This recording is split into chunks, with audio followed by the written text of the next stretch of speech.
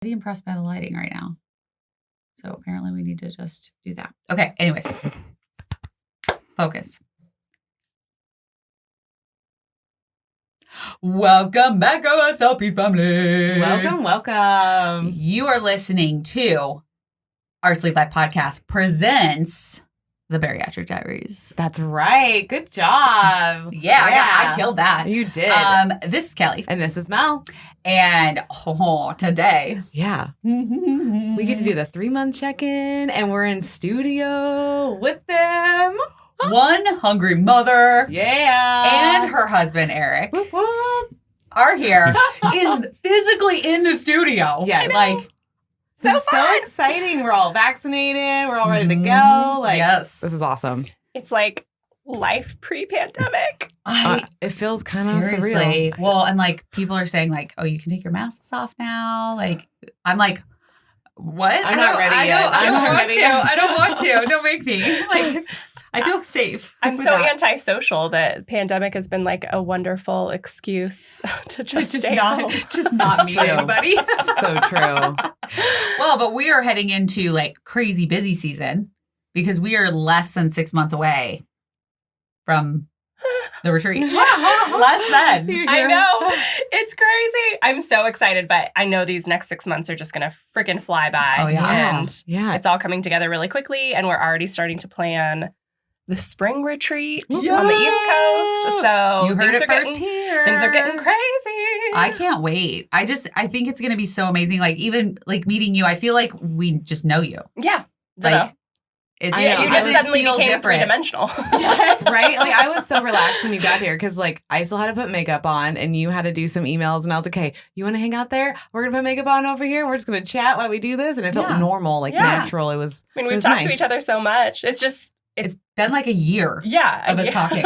Like a year. And like, it's so funny because you live an hour away. I know. Like, I know. It's not like it's across the country. It's literally an hour Well, away. and not just an hour away, but like my whole family lives in Salem Kaiser. Oh my I So didn't like God. even know we're that. literally going to like a family like barbecue in Silverton right after this because we're like, oh, that's so funny. I didn't know that. Yeah, I grew Smart. up in South Salem, so everybody lives down here. Oh my So- god, Oh, that's hilarious. I don't know why. I'll just be assumed. rolling by Yeah. like every other weekend now and just be like, yeah. My deck's going up with the pool. Oh yeah, Well, we'll the have new pool fence day. is going up today after Yeah. this. So, like, You're just gonna come into your backyard and I'll like be there with my Like, kids. I'd be She'll be like, You're in the like, pool there. on a What, you're floaty. like, it's What? 10 a.m. What are you doing here? She's like, can you bring me a drink? And then I'd I'm really just like gonna... a beer. Yeah. Thanks. So, Yes. a pass on that would just bring Melanie 2 egg bites and a mimosa, Yes.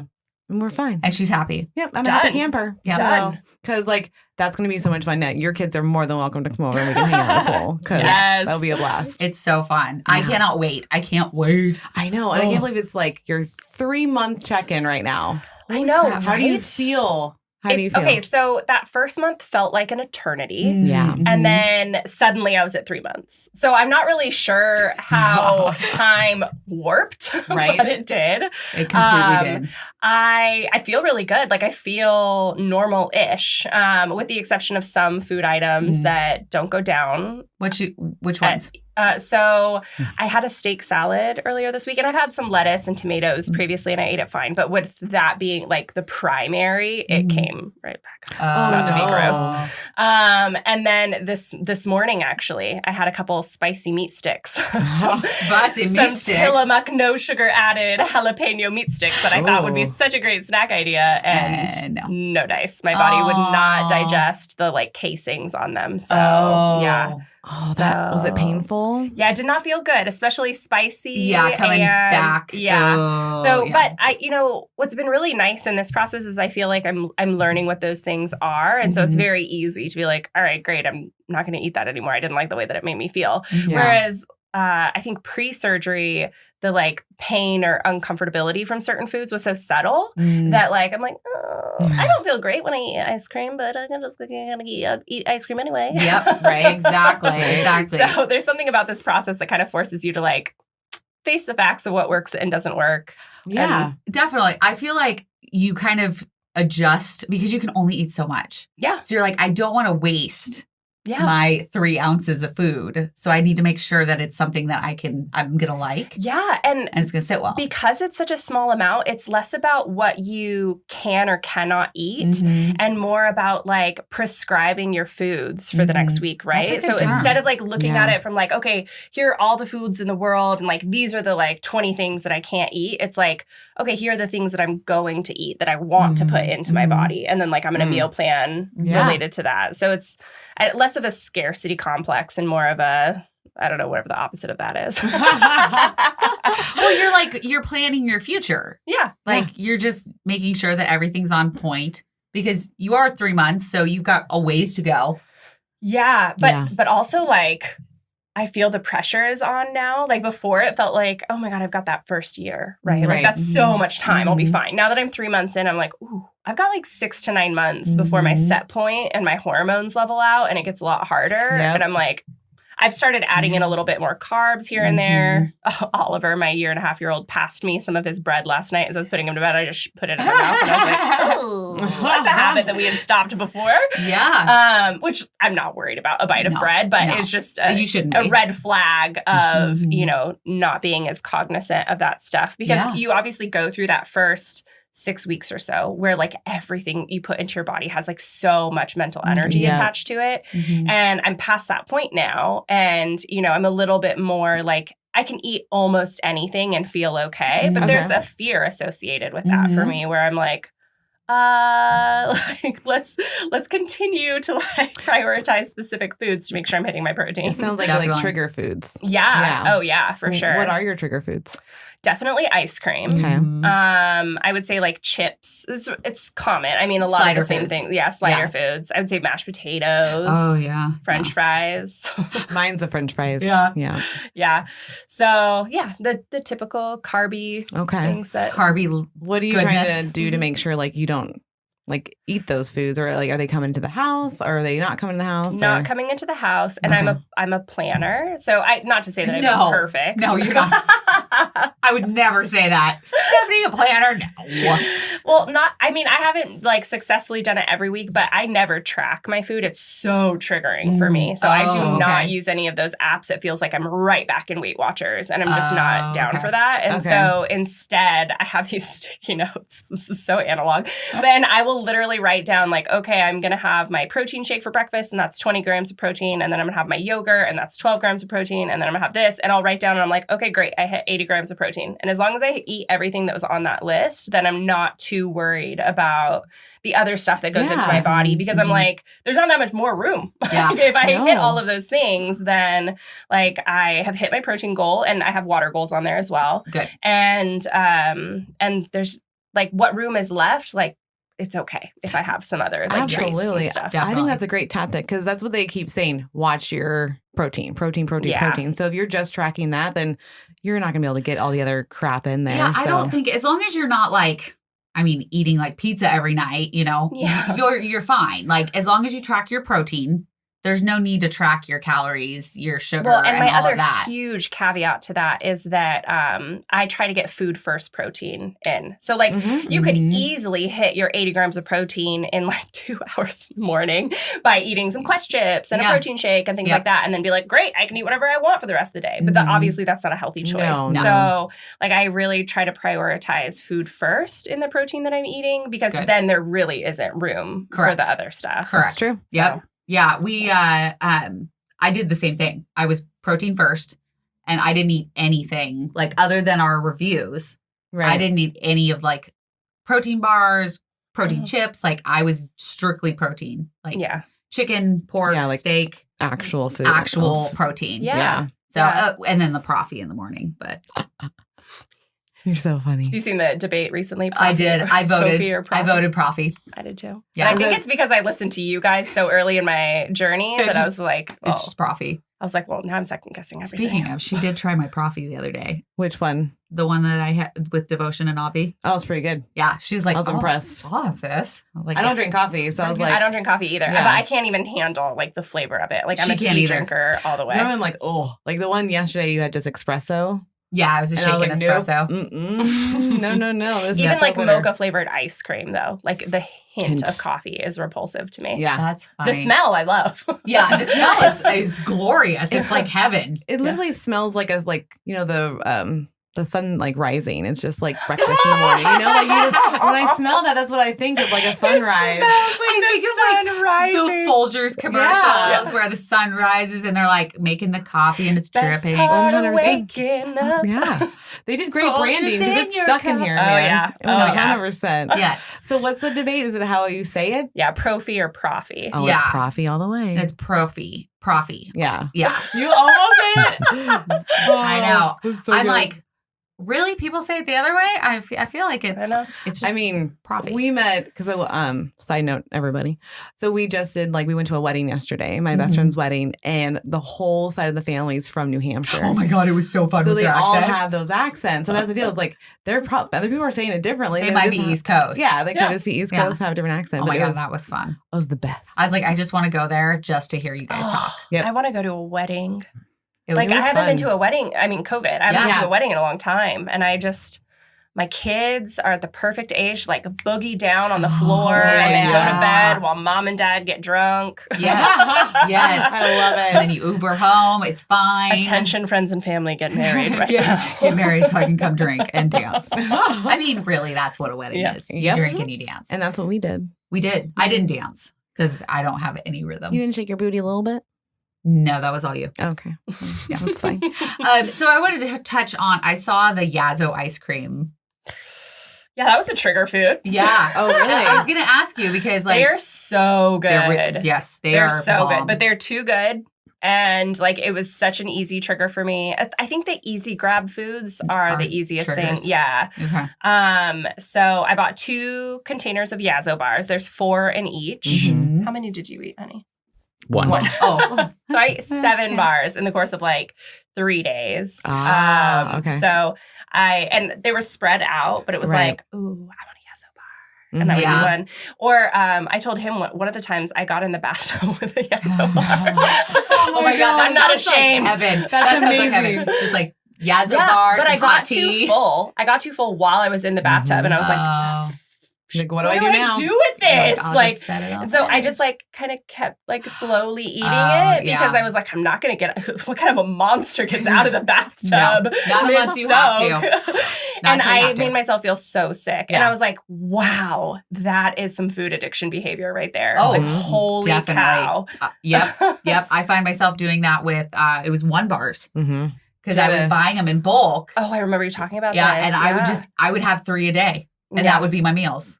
It's the convenience. It's the being really hungry and wanting to be satisfied right then and not having to do anything for it. Interesting. You just go into the cupboard, you grab it, you eat it, and it's done. Yeah. Instant gratification Well, at its finest. The Yazoo bars taste enough like typical ice cream yeah. that it's easy to just be like, well, they're healthy. They're healthy. Yes. So Yeah. I'll That's- keep They eating had a them. lot of You can protein. And so I was justify like, it. Yeah. I Yeah. need some protein. So Yazoo bar? Yazoo bar? You almost miss the chalky, not quite ice cream where you're like, this isn't really good, but I guess it's okay. And I'll keep close eating Yeah, it. you're like, And you're like, "Nah, I'm it's actually fine." done. I don't want any more. Yep. These were more of I could eat the box of these and regret it. Yeah. I regret Yeah. it. Highly Because regret that it. actually happened in our house where I just had one. I'm not a big ice cream bar fan anyway, Oh. regardless. I always even when we go to the shop, it's always ice cream in a cup. Mhm. So I'm very in a dish way. And so I had one and then the boys just went to town.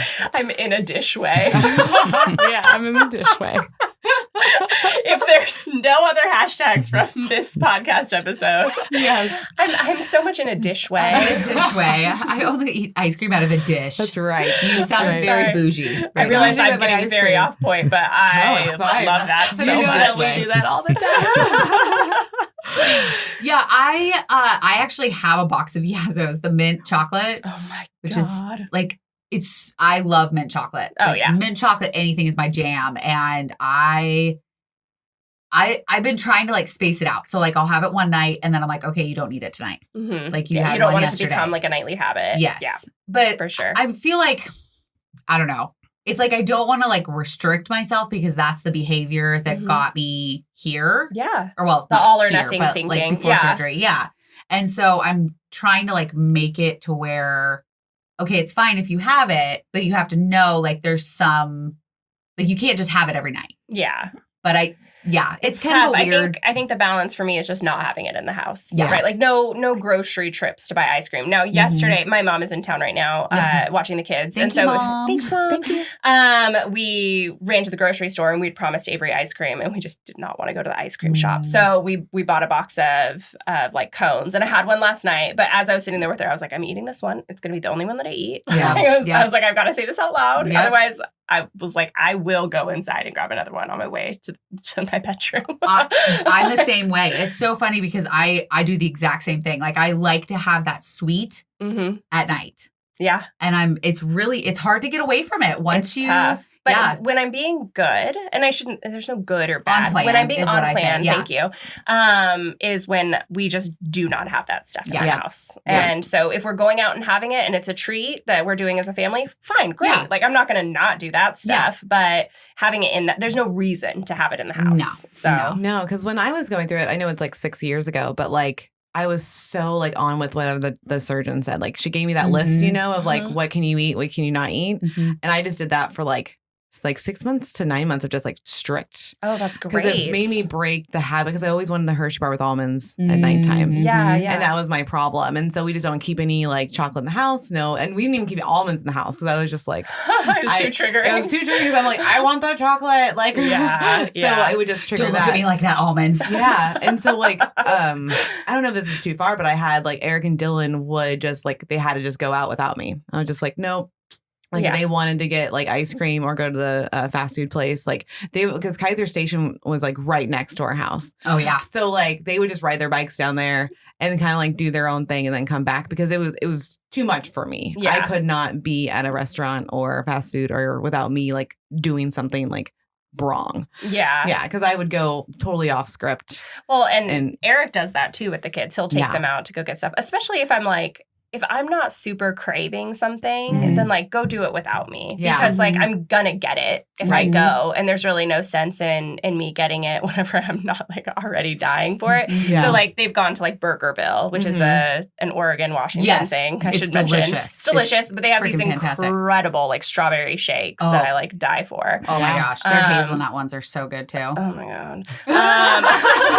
Excuse us. over here. Yeah, excuse us while we have a moment. Have a quick moment thinking about Burgerville shakes. Yes. So that's one where he has to go by himself. But like there has been a time where we've come back from a birthday party and like I did not bring enough food for, and so we went through a McDonald's because the kids were like ragey hungry. Yes. And I just looked up like, okay, how many carbs and how many proteins are in 4 chicken nuggets? And so I was like, okay, I got 4 chicken nuggets. Felt good about it. I was like, it was a lot better than getting like the cheeseburger or McChicken that I really wanted. Definitely. We just did an episode. Yeah, and pretty much chicken nuggets anywhere you can have. Yeah. Like it's so cool. We're like, okay, we can do this. But the best one oh my God. is Chick-fil-A. They're so good they're good for you. Like they have The so grilled much chicken protein. ones. Oh, the grilled chicken one. Yes. Gotcha. I mean, even the like battered ones are still not bad. They're less than everyone else's. Nice. Yeah. Not by much, but it's still less. So you're just like, okay. Well, and I like because you can go and you can get a kid's meal and it's 6 chicken nuggets, grilled nuggets, like you can choose, but I always get the grilled. And then you can do a fruit cup and you don't have to get a drink. There you go. So, and then you're having your fruit and you're having your chicken and it's so good with Chick-fil-A sauce. I may or may not have bought a couple things of the Chick-fil-A sauce. I didn't even know that they sold that on the site. I've been to yes. Chick-fil-A ononce, and that was when they first opened up in Portland. Okay. Well, not first open. I think I waited a couple months because I was like, why are these crazy people waiting in line? Because it's delicious. Yeah. It's so, oh my gosh. But I don't need one more fast food addiction. Yes. You weren't that impressed with it. No. Yeah. I mean, let's be honest. I have really trashy fast food taste. Like McDonald's McChicken is my jam. Oh, They're spicy. So- I'm good with that. Their spicy McChicken's bomb. Yeah. is it? Mm-hmm. It's Well- better than Carl's Jr. I mean, And I know how much you love Carl's. No, nothing's better than Carl's The Jr. famous star from Charles. No, their spicy chicken. This has got to. We need to put some kind of like trigger warning at the beginning of this Right. episode. If you are on pre-op, do not listen to this. If you're on your liquid diet, because this will. I mean, my mouth is watering just talking about it. Oh my goodness. But well, we can get back on track. Yes. Speaking of restaurants. Yeah. So how do you deal with? Because you guys were traveling. You guys have traveled since you had surgery. So how did restaurants or what are you doing? Traveling? Tell us what. Yeah. So for the most part, like San Diego, we did really good. So we went down to San Diego to check out the venue for the retreat. And it really was just like whatever I ordered, I ate the protein portion of. There just wasn't any room in there. And so I think I was like in my last week of soft foods too. Oh, wow. And so it was like whatever like soft protein rich thing I could get was great. And I bought, when we first got there, I ran to the market and got some like charcuterie things and some yogurts and some things like that. And some pudding cups so I'd have a sweet treat at night. Yeah. Gotta have that sugar-free pudding. Yeah. Sugar-free pudding is what's up. Yeah. It is. But it can't be Jell-O. It has to be the like cheapy brand for me. Like the interesting. Snack pack. I'm not the only one with garbage taste. No, I like my sugar-free, trashy, 99 cents for 4, guys. This is where, like, I think it's so interesting, the neural pathways in our brains that connect, like, food and certain flavors and tastes with, you know, the memories of our past. Like, I don't know what it is about pudding. Let's dig into that. Yeah, I know. Therapy time. What happened with pudding? I don't know what happened with pudding. I just want to know what happened with Stephanie at the retreat. Really? When she was like looking around. Yeah. Are you sure? Did you get like protein shakes? Or... I got some protein shakes too. I did like an hour-long Mel is like the professional like rerouter. Oh, yep. This is what she does. Like I go off in left field and I'm talking about something that has nothing to do with what we were originally talking about. And then she's like, so anyways, let's just transition. Maybe you should have sat here. I should have. I really should have. I thought we were actually going to like have her in between. That would have been too hard for me. Back and forth, back and forth. Who do I talk to? I love you both. That's a good point. That's a good point. Very fair. Yeah. Very fair. Anyway, so traveling. Yeah, I took a long walk. Eric went to the zoo one of the days where we were going to be, when Bree and I were spending time like looking at the event space. Yeah. And so I spent the morning walking like an hour to the local grocery store and back. And so I got a bunch of protein shakes and I think like a couple different protein bars that I'd wanted to try. And like I said, the charcuterie and stuff like that. So nice. Yeah, I really felt like that trip, I stayed really on plan. The only thing was probably not getting enough water because I just didn't have water with me at all times. And because I was sweating because San Diego's hot. It's hot. It's hot. I can't wait. Well, it shows you because like the same thing, I did a wedding 2 months after mine. And that's the deal. Like you realize how important water is. Yeah. Because somehow I was able to get protein in, but the water was the problem. Yeah. It seems like it's always the problem. Yeah. So you have to have something like strapped on you almost at all times. Like the hydrogen strap things. Yeah. I love mine because I'll go on hikes or when was these hikes? Well, it might have been when I was still married to Satan, but I don't know. I don't know. I haven't seen you hike, so I'm just curious. I can hike. Oh, I think that you can. I know you can walk. We're hiking. We're good. We're doing a we're hiking. We're doing a goddamn hike. We're doing a hike. Now we're doing a hike. Now we're doing a hike. It's happening. I did Dog Mountain 2 weeks ago. Oh yeah, how was that? It was killer. Okay, don't take me on that one. Yeah, we will go on that one. That could go sideways real quick for me. So it's like 2,800 feet of elevation. Oh, that's pretty cool though. That is impressive. Intense. My calves like still hurt a little bit. Yeah. Working those muscles, man. Yeah. No, let's go hiking. I'm gonna show you. I can hike. I didn't say that you Mel couldn't. never doubted you. No, I just was like, when did this happen? Because I'm with you like let's all roll the with time. this indignation. Yeah. Because if it brings her to a hike, then let's roll with this indignation. It might have been like last October. It's fine. It's fine. I've done it. Anyway, so I had the hydro jug strapped like to my back. Yeah. And so I was just like walking around and it was perfect because I could give my dog some water. Yeah. And then I drank some water. And then I just filled it up when I got home. Yeah, so now invest in the hydro jug, my friend. Maybe. Or what was the backpack thing I used? Camelback. The camelback. Camelback, yeah. Perfect. That's my like hiking go-to. Oh, yeah. Because doesn't it have like a little water Water. It's got like a Bottle in water it. sack in the backpack, and then like it's got like a tube up here. No. Crazy stuff. And then you just suck on the thing, You're giving her so much ammo right now. and it goes in your mouth. That's awesome. How much liquid can you hold in that? I don't know, like 40 ounces of hydration. Oh, that's amazing. If you don't like spray some on yourself. I hope people are watching the video No, of this. no, 'cause- Stephanie's like totally just like giving you like Mhm. home runs. Yep. It's like one after the other. Yep. It's so good. It's That's so what she good. said. Okay, we're good. Ooh, we got to condense down to one. That's like, hold your applause, folks. I know. It's so good. I'm so proud. Well, I'm only allowed one a podcast. Oh, So I didn't that- realize there were rules. Yeah, because we had a trash episode one time that I said that's what she said, what, 20, 30 times? and okay, it was weird. Like, there was Yep. no conversation Yep. with her. It was that's what she said, or okay. And I'm like, I need more than that. We were both not. It was very interesting. I love that it's the trash episode. Oh, yeah, I we thought did. maybe you were literally talking about trash. No. No. This one went in the garbage. Like, Oh. I have it still. We can release. We can but release it's ridiculous. it. I was just like, because that was when Marcus was still with us. Mhm. And there was like, he sent us like 5 minutes and I listened to it and I was like, no. Not at all. That's not happening. That's not airing. That's not airing.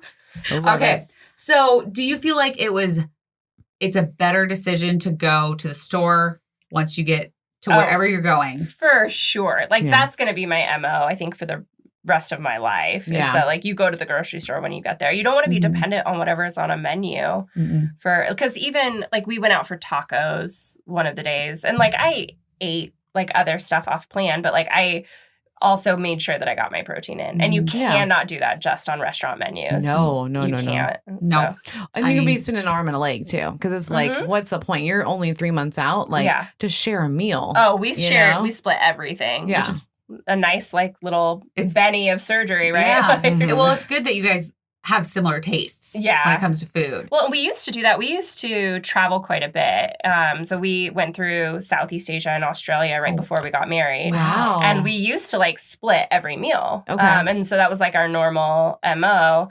And then when we went to Austin or New Orleans or any of those, we used to share meals. And then we both got a little bit bigger and our appetites both got a little bit bigger. And so we started eating our own meals and then it snowballs, right? Like Right. you're eating more, so you're getting bigger. So Yeah, because Yeah. that's what happened with me with being 6 years post-op. Like we share everything for the first 2 to 3 years, and then like we don't share anything now. yeah. So Yeah. it's kind of like we're just right back into the system of Into having the your own system. into the system. Well, yeah, it's hard, especially when you're at a place where it's like kind of like a trigger place, like Yeah. you've gone Mhm. before. Yeah. So you're like, oh, well, you get that, I'll get this, instead of being like, well, We let's need to let's agree just on share something. one. Yeah.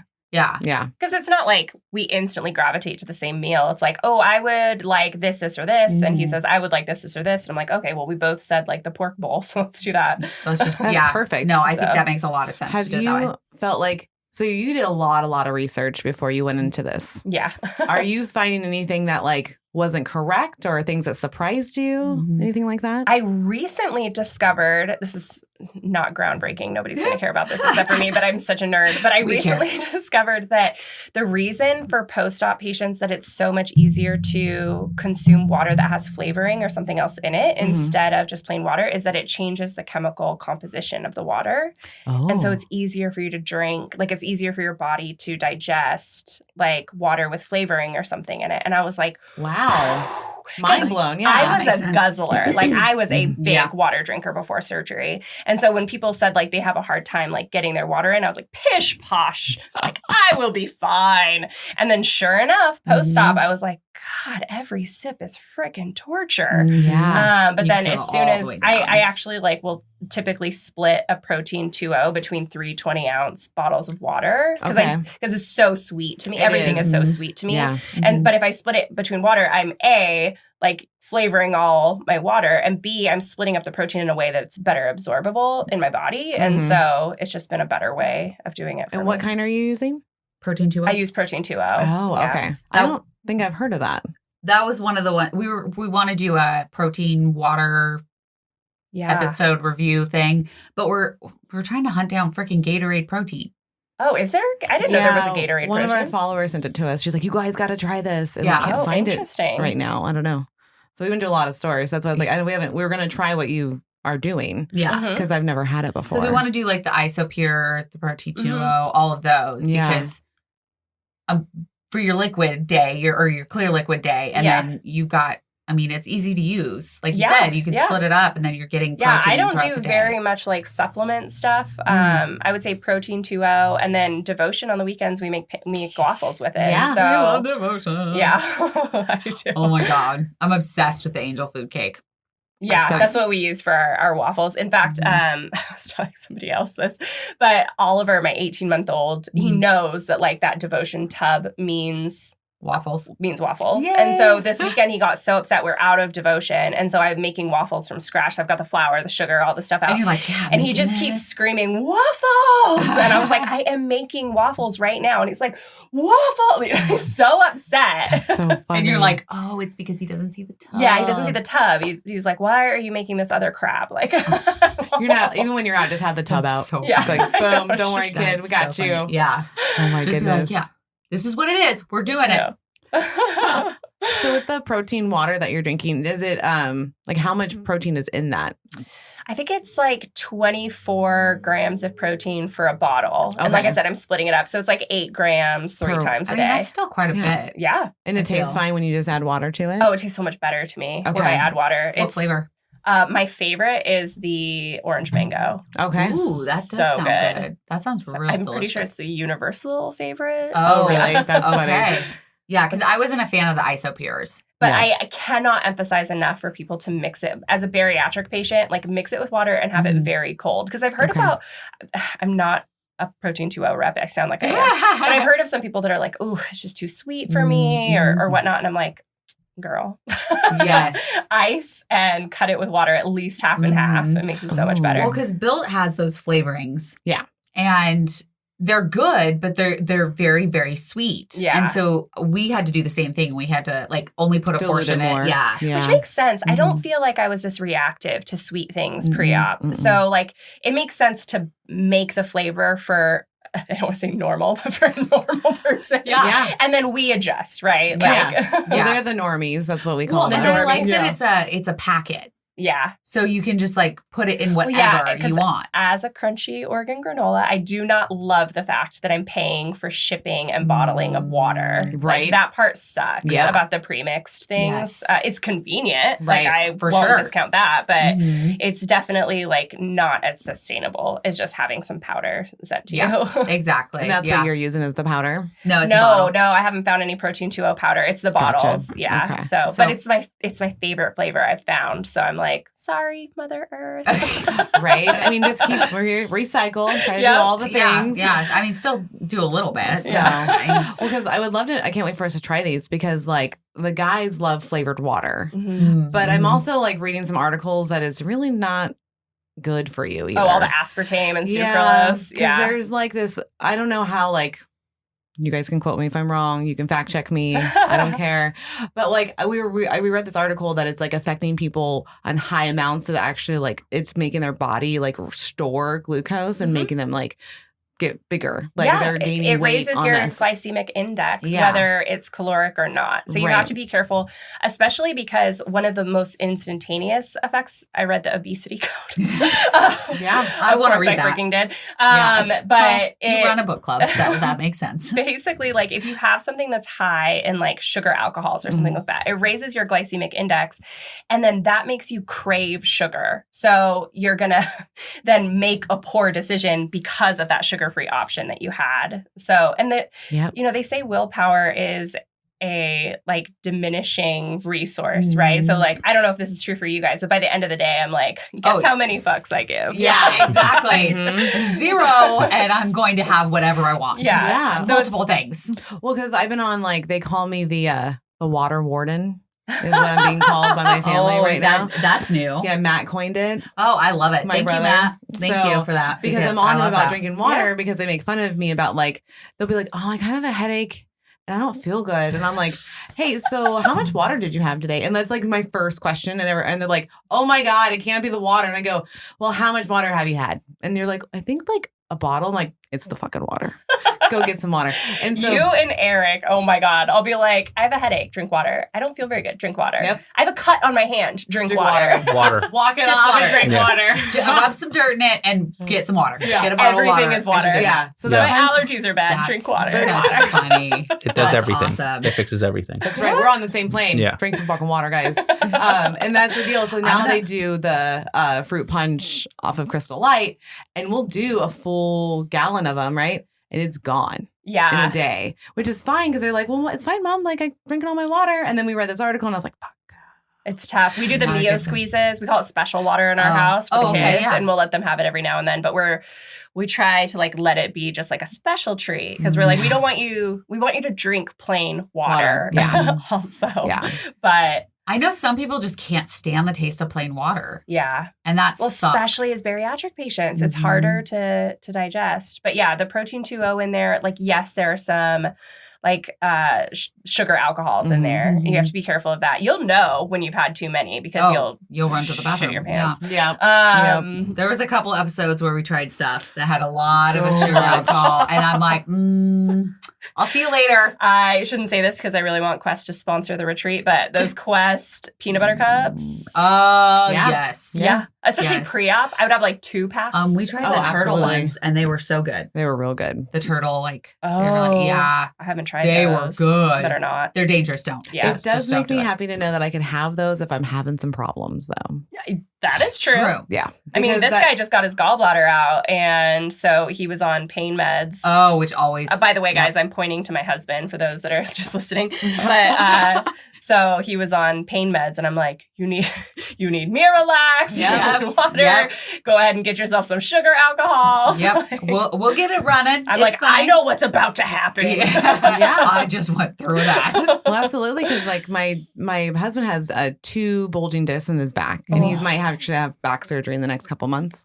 And so, like when he's on those, it's a problem. He's just like, it's so painful, and I was like, I'm sorry, dude, Miralax. because it's like you either can't walk right or you have to deal with that. So I'm just like, I don't know what to tell you. Pick your evil. Right, Yeah, pretty much. So now Yeah. I can get him this the reason why I was talking about the liquid that you're drinking for the Yeah. protein is that I think maybe if I could get them to split it up throughout the day, not only will they get water, they'll get the protein that they're missing. 'Cause Yeah. the guys are just not eating the Well, protein. that and like all of those like protein waters, they're pretty expensive when you Mhm. think of it as water, yes. right? Like you're paying a couple bucks a bottle, and so I feel better. My cheap ass feels better about it if I'm like this bottle lasted me a whole Oh, day. Like right. I'm fine spending $3 on that, Yes, right? yeah. Like so, Yeah, I never got into the protein water. I like plain water. yeah. So I was like, I don't need flavorings. I think when in doubt, just do the plain Just do water. plain Like, water. Yeah, If yeah. you can drink that and it's going down just fine and you're hitting your goals, just drink Yeah. plain water. Seriously. Satan used to do the Mio. So he would, Yeah. like, that's all he would drink. I know. Is that what we're calling? Okay. yeah, that's what we're calling. That's what we're I'm here calling for it. Yeah, I'm here for and in my phone, it's not today, Satan. Mm. It's not happening today, Satan. Don't. Gotcha. Yeah. Gotcha. Yeah. So, anyways, Is there any Um, other random things? Well, I was on the list of things. Yeah. I think I have lessened, like, I'm not bringing as many sugar-free popsicles into the house. oh Okay. yeah, those are dangerous. Those started out as like a really good like nighttime treat for me, but they Mhm. quickly became a trigger food for Okay. me, where like I was grabbing 3 at a time instead of 1. because they're so easy to just.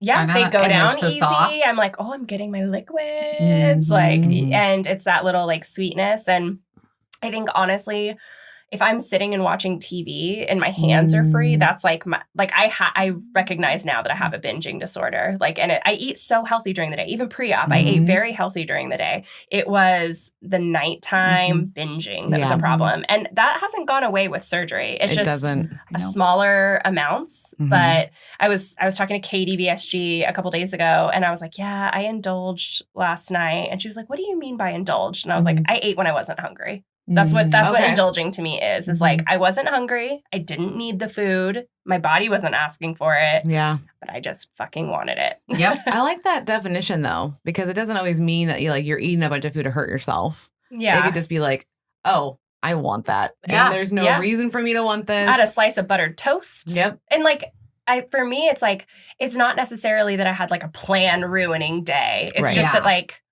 I could have done better. Like Right. I could have, done more for my body that day, Mhm. I totally do the same thing. Yeah. I am a binger at night. Mm-hmm. And it's worse now that I'm living alone because there's nobody there to check me. Yeah. Yep. So like if I want to go out 2 times and like get different foods, nobody's going to see that but me. Yeah. And I notice it like I'll be laying in bed watching TV and it's the same thing. Like my hands are free. So I'm like, okay, what can I eat? Yeah, I found that like if I have a plan for that moment, if I know that later tonight I'm going to want a snack. Mm-hmm. And I am like, okay, the things you're allowed to have are some sliced apples with cheddar cheese or some like, banana with peanut butter, banana slices with peanut butter on it. Or, if I have something in mind, then I do so much better. If I especially if I say it out loud, I don't know what it is about it, but like I'll say out loud to Eric, like we'll be sitting down to watch a movie and I'm like, tonight I'm going to have Tonight on the menu. like some kind of waiter. Yes. Tonight, what we have on the menu is apples and cheddar. No, there's like a whole science thing behind that. Like if you say it out loud, then you'll like it's a more different than part likely, of your brain. yeah, that you'll actually Really? do it. Mm-hmm. I didn't know You that. hear It's things in sensory. a different part of your brain than you think them. Yeah. And so there's a better chance of you sticking to it. That Yeah, I makes have a lot an of inner sense. monologue going because before I met you, I had the whole thing where the way I called it was, I want a flavor. And that's just how I described it. Oh. And it would be like, go to the store and I want something sweet. I don't even know what it is. Okay. And I would suddenly find myself walking out of the store with like an Entenmann's coffee cake. And I'm like, you're making terrible choices right now. But I'm not saying it. I'm saying it in my head. Right, right. And then I get home and I'm like slicing it up and just like, why are you eating this? This is ridiculous. And then I'd eat the whole thing. And then finally I would open my mouth and say, I don't want this anymore. Yeah. And then that would be the when I would finally stop. And then it's like, okay, take the rest of this and throw it in the garbage. Why did you go and get this in the first place? Yeah. But it's that rationalization that just keeps going through your head like, I don't have to have this, but I could get it. But it's not a big deal if I don't have it. and But if I do especially- have it, it's like, my goodness, 'Cause you're we're spinning pot around. Never stops. Yeah. Yeah, we smoke pot too. Yeah. So like the munchies at night became a big problem. And it's part of our like intimacy or bonding too, that we would like go outside, smoke a joint. Sorry if I'm offending anybody who's listening in. But we live in Oregon, it's legal here. Yes. Go outside, smoke a joint, and then come inside and like sit down and watch a show. And like we'd both get up at the same time and go gather our snacks and like sit and watch our shows together. And it was like the thing we did. Yeah. And so there's a lot more change than just like changing your eating habits because there's so much more to food and like the ritual of it. Yeah. It is a ritual. You have a connection with everything that you put in your mouth. You have a memory attached to that. And so whether that's good or bad, you've got a connection with that food and your spouse does too, or your partner does. Like whether you know it or not, like you have a routine that you do. Like I know as soon as everybody leaves my house, if people are over, I go get in pajamas and then I go out to the kitchen and I get a snack before I go to bed. Mm-hmm. Yeah, it's a pleasure center. It's like Yeah. this is the normal time. This is when we Well, do and I these find things, myself and- fantasizing about that moment too. Once I get the kids to bed, I'm like, what's it gonna be? Like, because that's like so habitually, not just like the neuro pathway in my brain, but the physical pathway I take in my house. Yeah. So I put the kids to bed and then I head into the kitchen and then head to the couch. And I will be honest, I haven't fully figured out the solution to that. Okay, Part I of was me gonna ask thinks you. like, I might just need to cut out television for a while, because oftentimes I'll do my bariatric book club or bariatric retreat work in front of the TV so that I get to spend time with Eric and I get to have that feeling that I'm like shutting down Right.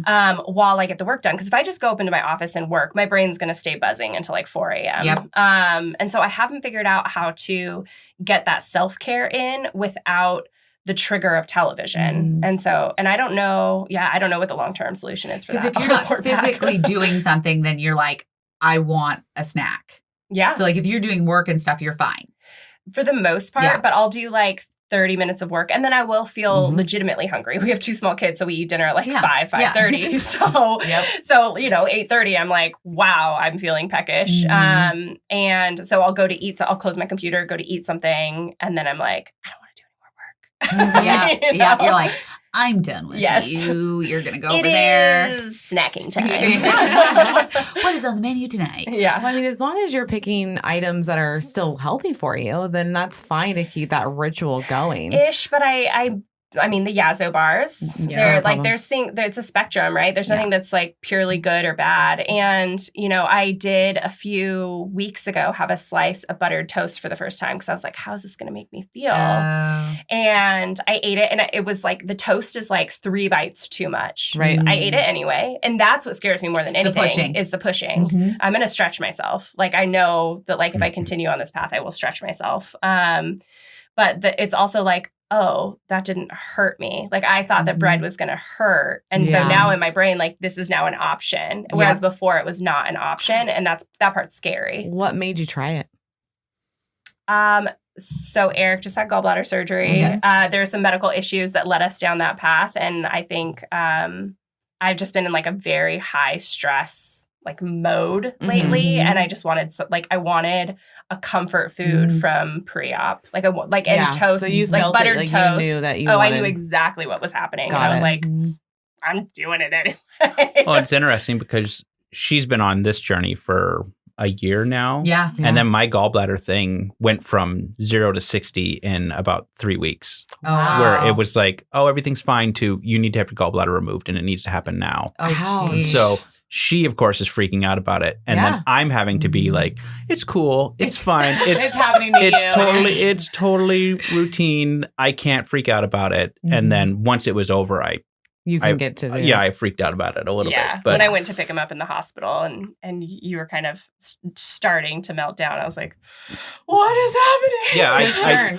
Yeah. I came out of the surgery and everything, and then I just started crying because I was just Aw. like, that was the first time I let myself like react to like Feel everything that was everything. happening. Yeah. And we think everything's good now. So Yeah. for context, for those that don't Yeah. follow me at One Hungry Mother, Eric went in for an ultrasound and they found some giant polyps on his gallbladder that at a certain size, there's a very high risk of gallbladder cancer. Got it. And so they removed it and they did a biopsy on it, and we don't think that there are any. No, malignant cells. it was just a routine. They're like, yep, it is what we thought it was, and Okay. so. Good. But she was more worried about it and spent Well, weeks and yeah. weeks. And Stressing. for me, I'm like, I'm going to go play a board game or video games or watch Uh-huh. mindless television and not think about it. I'm like, I'm gonna go eat some buttered toast. God Yeah. damn it! Yes. Yes. Get out of my way. I'm going to get some comfort food. that's the right dynamic because like that's how we roll too. Is like if I'm the one that's kind of like stressed out, then he's chill, and then like once like I'm calm, then he starts going. So that way we can all feel the situation, but it takes time because both of you can't be distraught at the same Yeah, time. there One is- has to take care of the other. a baton handoff has to happen where it's just like, okay, Well, yeah, Yeah, in the moment in the accurate. hospital where you started tearing up, I was like, Yep. "Oh, it's all fine. Everything's fine. Mhm. It's my turn to be chill." Yep. Yep, been there. And it's when you see your spouse cry, you're just like, oh fuck, this Yeah. This We- is not good. yeah. I have to buck up my tears, and we're holding, Yeah. and we're just gonna do all the things. Yep. What can I control here? Yep, I feel you. I think that's what it is when high stress situations like COVID, we had no control. Yeah. Like we didn't know what was happening or anything. And so I think that's why people have gained weight because not only are they home, For sure. but you have no control over the situation. So Yeah. like you had no control over Eric's health stuff. Yeah. And so you wanted the comfort because you don't know what to do. I mean, that's how I did it. Yeah. Yeah. I ate tubs of Ben and Jerry's every single night with cookies crushed God in damn, it. that sounds good. Yeah. It was good. It was not good for me Yeah. No. or my weight. But I haven't touched a Ben and Jerry's since surgery. I Good haven't job. either. Before That's surgery. awesome. I'm I don't like, think that I could. nope. If I eat ice cream, it's like Yazo. And I'm Yeah. like, Like if you're gonna I do it, can that's just, what you'll do. yeah. There's some people that are like, if I'm going to eat it, I'm going for the real thing. That's what I do. Yeah. yeah. And I'm like, no, I'll cut corners. Mm-mm. Yeah. I'll just have a Yazo. I think for me, if I'm going to do it, it has to be out of the house. Yep. And it took me longer than I thought to like Yeah. truly learn that. I said it Mhm. pre-op, but then You I did. still brought things in to the Mhm. house. And I think I've learned it again. And I'm sure I'll keep learning it. Yeah. You know, like it'll keep happening. I think that's the biggest thing is like you're just going to keep learning along this process. Mhm. And like as long as you keep trying and you keep your head in this, like Yeah. you'll keep getting better at You'll it. be fine. Yeah, Yeah. because like slowly throughout the like months and then years, like you become an expert of your body and know what you like, what you don't like, what will settle, and then know like if you just don't give up, like you'll always either maintain or lose. That's one of the unexpected things that I'm super grateful for in this process is like, I don't think that I realized what foods made me feel uncomfortable pre-op because I was just so uncomfortable all the time. absolutely. And because I was just working so hard to mask like emotional issues with food that, you know, like who cares if my body doesn't feel good? Like my emotions feel a tenth of a degree better. Yeah. But for 10 seconds. Yeah, for 10 seconds. But in this process, like it's very clear which foods do not feel good to your body. And it's very clear that like I will probably never eat a spicy Tillamook jalapeno stick again. I don't blame you. It ruined me. I don't blame you at all. There's a side story here. Oh, yeah? Yeah, from back when I was like 18. So I did flaming Dr. Pepper shots, which if you have never had those, they are freaking delicious. They're delicious. I don't do shots. Anyways, so I was like, oh, damn. So I had taken several shots in a very short amount of time, and then I ate chili cheese Fritos on top of that. When I threw up, because it was about we all to happen. knew it was about to happen. Yeah, I have never ever gone near chili cheese Fritos ever again. I'm like, nope. If anybody has them, I'm like, why do chili cheese Fritos still sound good to me right now? I don't know. Because you don't have a negative connotation with them. You don't have that negative memory. Yeah. Nope. Yeah. I'm like, that still sounds bomb. Yeah, just don't mix it with Fireball. Just don't mix it. And then, it burned all the way up. Yeah, it was not good. It was bad. I'm sorry to hear that. So, same thing. Yeah. Like, you know the foods that you're like, puke. nope. The fire puke. Yes. It was jalapenos. Mine was chili cheese. Sometimes you probably wish you could have that feeling towards all your trigger foods. All so the that negative. we would never Yes. how to deal with it again. Yes. Yeah. I'm a big believer in just like, don't ever taste them again. And I know that's really hard to do. Yeah. And it's only because I went so long without touching any of my trigger foods that like I'm mad at myself for doing it. Yeah. Because like I treat our stomach like a baby stomach. Like that's why we do the liquids. That's why we do the soft foods. That's why we do the solid foods. And you just slowly kind of graduate yourself to these types of foods. And I wish that like I had all that time never having sugar. Like I went over a year with no sugar. Yeah, you went a long time. Of like no sweets, no sodas, no nothing. It was just water, tea, and just protein and veggies. And so like when I introduced it, when it was so sweet, it was like, you know, when your eyes water because something's so sweet.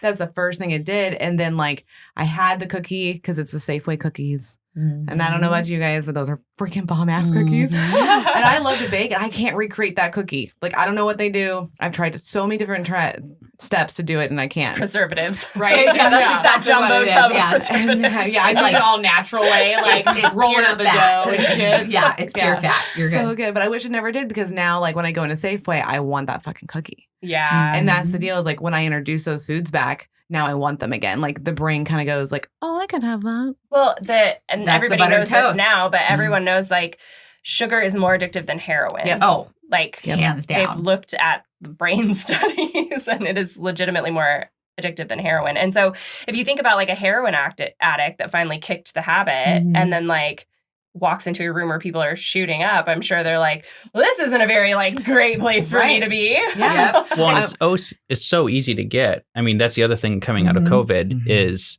it used to be you'd go to the grocery store. Not heroin, to be clear. Not heroin, yeah. Not the actual drug. Yeah. Yeah, no The context. food. But on that. now you have DoorDash and all these places where it's Oh my like God, if you yeah. want the worst possible thing food-wise, it can be at your You door can in order it. 15 minutes and you just hit a button and it's all good. And I remember mid-COVID, there were a lot of times where it's like, I ordered ice cream. You're like, why did you do that?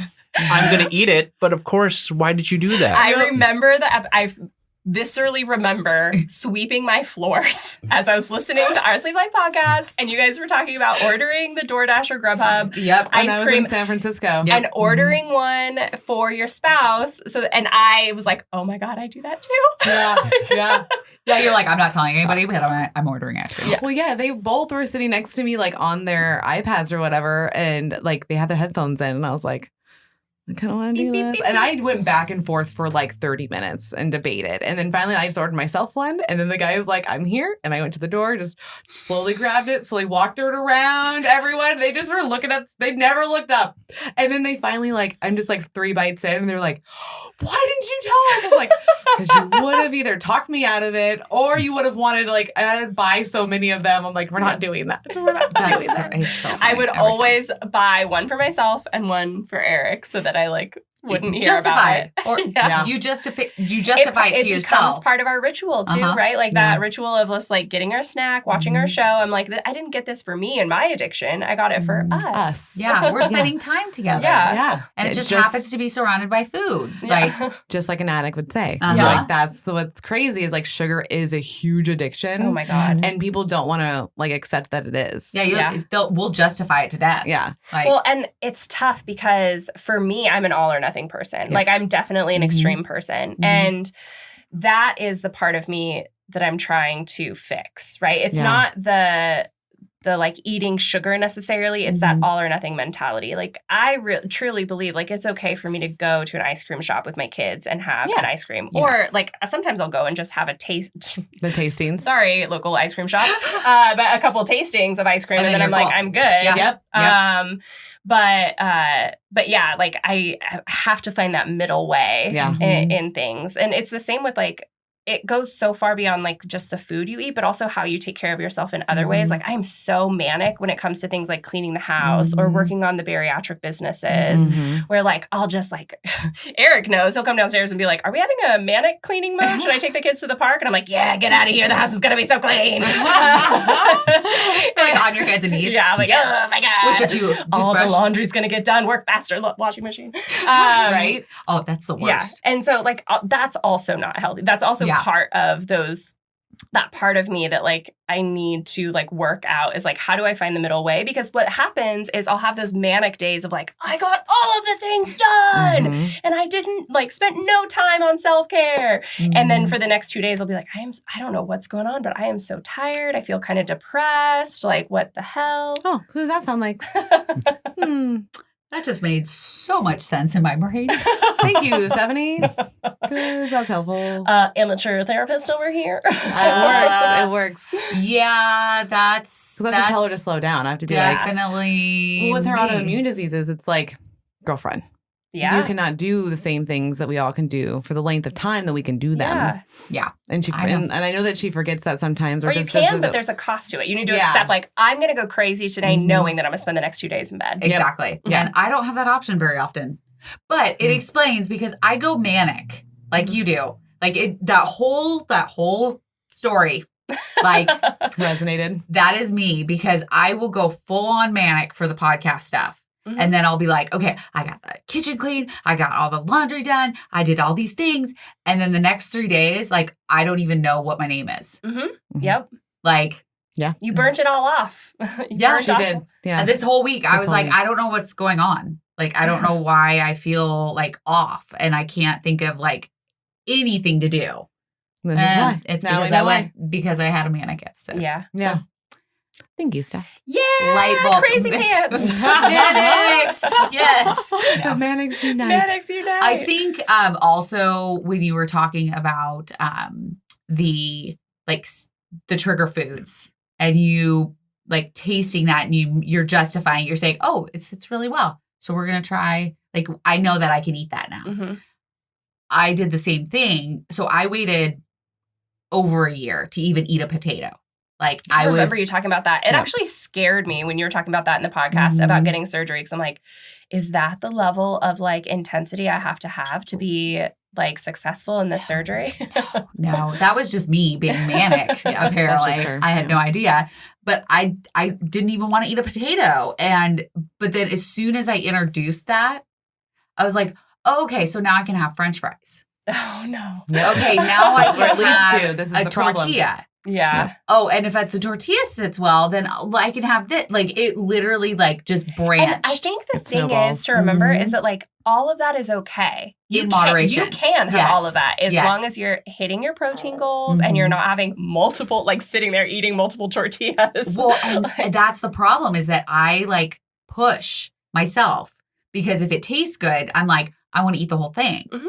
Instead of being like, I'm full now, so we're going to stop. Well, and what's crazy is like the brain is such a freaking trickster too. I was talking to my mom about this last night. Hey, Mom. About how like I'll eat something and I will know I am physically full. Mhm. Like I will start to feel the golf ball. Like, oop, I like took 1 or 2 bites too many. Mhm. But in my brain, I'm like, no, I'm still hungry. Like I legitimately still feel hungry, and I know logically that I am not. Right. Like I can feel that I'm full, but the head hunger and the body hunger are just so intertwined that it's really hard to differentiate that. Even now, even 3 months post-op, I'm like, holy crap. 2 years. And I just did it last night. Yeah. At the wedding. I literally ate cheese, meat, a couple chips, some spinach artichoke dip. And I literally told Melanie, I'm like, I'm so full. Mhm. I'm so full. And I set my plate down and then I went outside and got a piece of pizza. Well, you wait a little while and you're like, I guess I could eat some more. Yep. And you're like, whoa. This wait, was like 2 that's seconds. that- This was Yeah, like hers was pretty literally quick. 2 seconds. Like I put down my plate and walked outside and grabbed a pizza. And I'm like, and I ate it. Yeah. And then after I'm like, why did I eat that? I was full. Yeah. So like you still have those moments where you're like, oh, it's normal. Yeah, It's okay as long as you learn from it. I did. Yes, that's the biggest thing I think with the journey is that you're learning all Constantly. of the time. Yeah. Like you're always learning about yourself because like that I didn't know I was a food addict either. I had Yeah. no idea. Mhm. I thought that was such a bullshit like description. Ditto. Unless except I thought that there were food addicts in the world. So I Yes. shouldn't say that. But I thought that it was like extreme overeaters. Yep. Right. Yeah. Like you order 2 pizzas and you eat the whole thing in Yeah. one sitting, right? Yeah. That's I'm like, okay, that's clearly an addiction. yes. But I was like, what I have is just a habit. That's not an addiction. Mhm. And now I'm finding like, No, habits It aren't. really Yeah. is an addiction. Yeah. 100% is because I remember my aunt would be like, "Well, she like eating her feelings," and I was like, "I don't fucking do that. Nope, no, I do not. I don't know about you. I'm not just eating when I'm sad. I'm eating when I'm hungry or when I'm happy. Because I don't like cry and then go get food. Yeah. That's not what I've ever done. So I'm like, no, I'm fine. But no, it's because like when I get mad, I eat. When I'm happy, I eat. When I'm sad, I eat. So it's just like every emotion you eat because that's what feels good. Mhm. And I had no idea until afterwards because of the restriction. Like I had a full crying fit episodes like couple of times of just like, why can't I eat the things? Like Yeah. it wasn't fun. And that's like when you're in this like the first couple months, this is where you start learning about yourself. Mhm. Mhm. It sounds like you've learned a lot. Yeah. Yeah. I mean, I think I was so much more optimistic in our last episode. Well, 1 month post-op, I was like, look at all the weight I've lost. Like, I Yeah. feel great. And now I'm like, The honeymoon. okay, reality is hitting. Mhm. Like, you know, I've had some like quote unquote slip ups or situations where I wish I had made different choices. But I'm, like I said, I'm learning from it. I think for me, the biggest thing is like food planning. Mhm. Yeah. Like it's as long as I food plan that I'm okay. Even if I go to an unexpected barbecue and I'm Mhm. eating something else, you know, in my mind, I'm still like, oh, okay, I need to replace that 20 grams I would have gotten Mhm. from X, Y, or Z. Definitely. Right? Absolutely. So the food I plan, like that. I like that you're like, protein, where's it at? Okay, I need Yeah. to do like your brain doing that kind of very being mindful, analytical. yeah. yeah, you're very mindful of where you're at with your protein, and that's good Yeah. because your system needs that protein. Well, and I think for everybody, they just have to find what works for them. Because, like, Mhm. for a lot of people, like, the ritual of putting it into the app is so helpful for them. Yeah, And they, like, that's- and by all means, Yeah. right? Like, if Mhm. that were the case for me, hell yes. But Mhm. I used MyFitnessPal and Weight Watchers for so many years that, like, it just... Ugh. And I realize I'm making worse decisions if I'm using those apps. Like, I'll 'Cause you're go for a justifying protein bar instead of making myself the, like, Greek yogurt Mhm. fruit and spinach shake that I want in the morning. Yeah. Because I don't want to enter in 6 things. so So I that's might as well funny. just do like something. yeah, I'll do a simple. protein bar. I can scan Yeah. it and I'm done. Yes. But I'm like, Oh, well, I that's see. counterintuitive to what I actually want for my body. So, Mm-hmm. Yeah. Because so like yeah. I was the one that would track everything, but I never tracked before. So it was like a Oh, whole yeah. new world of tracking for Yeah, I me. And I didn't was wanna like, track. oh, cool. Like, it's going to tally. I mean, I'm a nerd with numbers, though. Mhm. Like, I have a accounting degree for a reason. Like, I love looking at numbers, Excel sheets, making things work, you know? You're like, show me a graph. Yeah. I love graphs. Yeah. Talk dirty to me, guys. Give me Yeah. a good chart. I'm good to go. Yeah. But yeah, like, I totally understand it because, like, we've talked to several people that are like, that's a trigger. I can't. Yeah. They'll be like, oh, I have like 500 calories left. So I'm going to have like this ice cream instead of it being the protein that they actually should have gotten. Well, and for me, like I said, everybody's going to be different. Some people track everything. Yeah. And then some people track nothing. Right. But like, or some people track carbs and protein and water. I'm just protein and water because I'm like, as long as I'm hitting those two goals, I feel like, and it might change. Like there might be a point where I'm tracking calorie. I hope not. But there might be a point where like I stretch to a degree and I have to start worrying a little bit more about my carbs. But for the most part, I look for foods that have a higher protein than carb count. Awesome. And so I'm looking for that. And then assuming that, then I feel pretty good about what I'm putting in. And Dr. D says you can't stretch your pouch. She said that she's opened some up 5 years later and it was still the same. I hope that that is true. I know. I'm like, please, and please then be true. She's like, you're giving me the look like you think that yours is stretched. And I was like, absolutely, because I can eat a lot more now. I'm like, I could look at the data and tell you that I could eat different amounts at this time. Yes, than this time. So, But I also think like there's a degree of like you push yourself. Yeah. Yeah. So I think if you actually like sat down and were like sitting there and taking a bite and saying like, this is where I need to stop, I think it would be a lot different. Well, it's a muscle too. Like I don't believe in the like pouch resets. No. From a physical perspective, I think it's great from a mental perspective to like get you back into that prescriptive nature with your food because like especially those first 6 weeks post-op, like our food is very much a prescription. It's like, I'm going to have this much at this time. And it's because I'm trying to hit these goals or whatever. It's like taking your vitamins. And then like you hit that 6 week mark. And what was terrifying to me is I was like, oh my God, I'm out in the open ocean. Like I can eat anything. And for me, I have to kind of keep it prescriptive. Like, okay, here are the lists of things I can have. And these are the things that I'm gonna like meal prep or make. And there's some flexibility there. We do HelloFresh a couple days a week. Yep. Yeah. And it's helpful. Again, like I'll just do the protein portion and like a little bit of the like starch or vegetables that are there. But we've as another adjustment that we made, we were doing like the 4 serving because we have a family of 4. Right. And we were just having so many leftovers for a few weeks. And so we cut down to 2. And I think it's helping with your portion. I'm looking at my husband. It's helping with Eric's portions as well. Because you say that portions are your biggest challenge right now. It's always been I don't know how to stop. I'm like we have a black lab. She doesn't know when to stop eating. Neither do I. If you put a plate of food in front of me, I'd be like, okay. Yep. I was raised on the Clean Plate Club, so that's what you do. You're like, oh, I finished that now. That's what's happening. Like, and I'm such a judgy asshole now because I'll see him put like a big pile of pasta, and I'm like, I know how many carbs are in that. Excuse me, should you be eating that? Like, where's your protein? That's the call I do. I'm like, I see all the carbs, but is there any protein, dude? I'm like, you're gonna make yourself sick. Yeah. Well, I mean, how many times did we do that? Yeah. I mean, it's I really myself projecting, sick right? It's like, I want to eat that food that's on your plate. I'm so jealous that you're eating you that. Can't. Yep. It's like, can I just trade places for like, can I just eat that? Just for a hot I'll minute. just go back into my own body. Like, eat it and kiss me.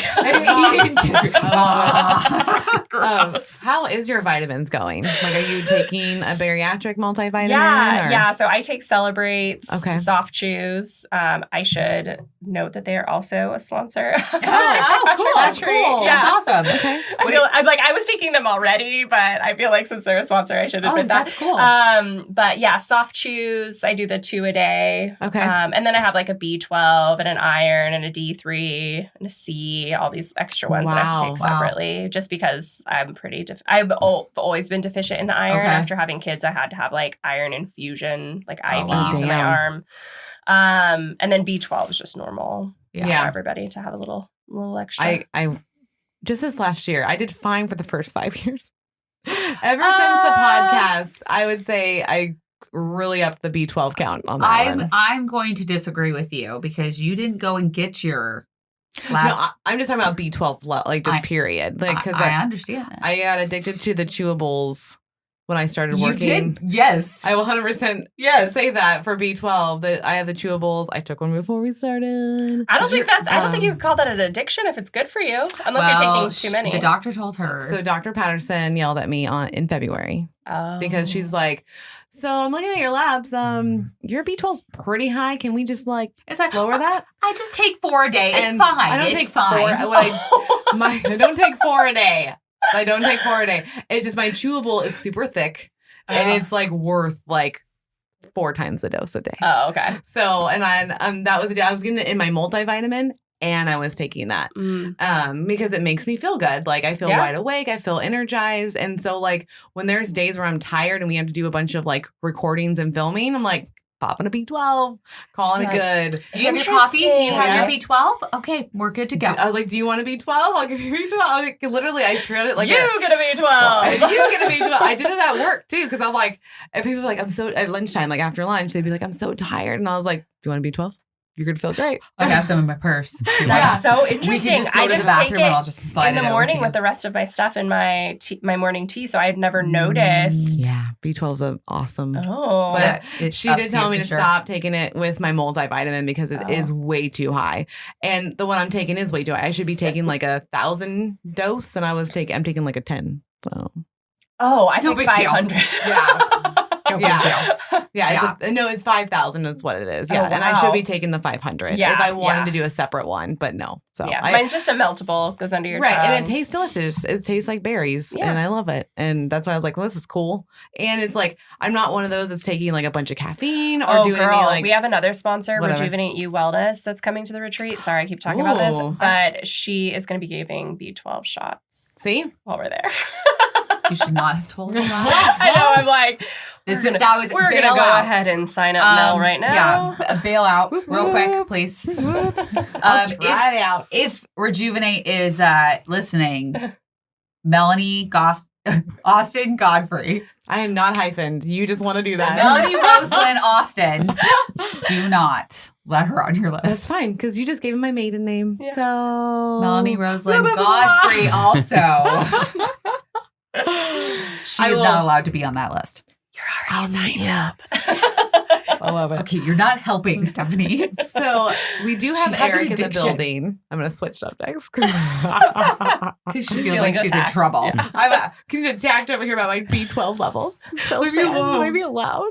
But we do have the spouse in the house. Yeah. His name is Eric. You guys can hear him chime in every once in a while. So how is your guys' dynamic? Has it changed at all? Has it enhanced? Like, what are you? It's mostly the same, but I think it is really the TV watching and changing how we snack. Okay. Because for Stephanie, it's at the end of the day, she wants to just turn off, which is like, let's watch a show and then we would normally like snack on something. Mm-hmm. I'm much more of like, I'll go do other things and just like, I'll go play a game or read or mess around with other stuff. So I think that is kind of changed a little bit because we're not really sure like how to behave in some regard. Yeah, that makes sense. Yeah, we've definitely scheduled more like movie date nights where it's like, okay, this is the night specifically where we're going to do this and like watch a movie and whatnot.